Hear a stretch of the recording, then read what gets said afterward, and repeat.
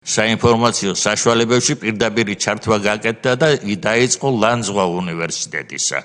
მაბადიეთ ლანძღვა ამ სიტყვების პირდაპირ, აი წითელი კომუნისტები, წითელი პროფესორები, კორუმპირებულები, ეს მერე ჩარეცხილი მერე შეემატა ამ ლექსიკას და ასე შემდეგ.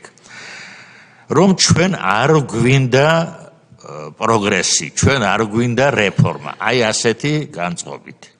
მეორე ფრონტი გახსნა ლომაიამ. გახა ლომაიამ მინისტრმა.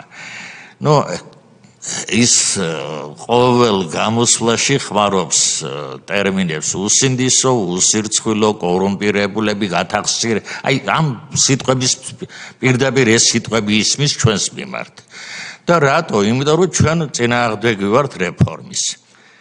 და მესამე ფრონტი, თუ შეიძლება ფრონტი ასე ითქვას, სამინისტროში მაშინ იყო საზოგადოებასთან ურთიერთობის სამსახურის პოეტი რატი ამაღლობელი ხელმძღვანელობდა და იმ დღესვე გამოდის რატი ამაღლობელი, მას გვერდში უდგანან, ზურგს უმაგრებენ მისი თაობის, აი ცნობილი ახალგაზრდები ეს იყო ლაშა ბუღაძე, ლაშა ბაქრაძე, ცხრონებული ზაალ სამადაშვილი და ვიღაცები, რომ უნივერსიტეტი წინააღმდეგია რეფორმის ჩატარდას, ხდომა დაიწუნეს კანონპროექტი და არც ერთი კონკრეტული წინადადება არ თქმულა ამ განხილვაზე. ეს არის რატი ამაღლობელის.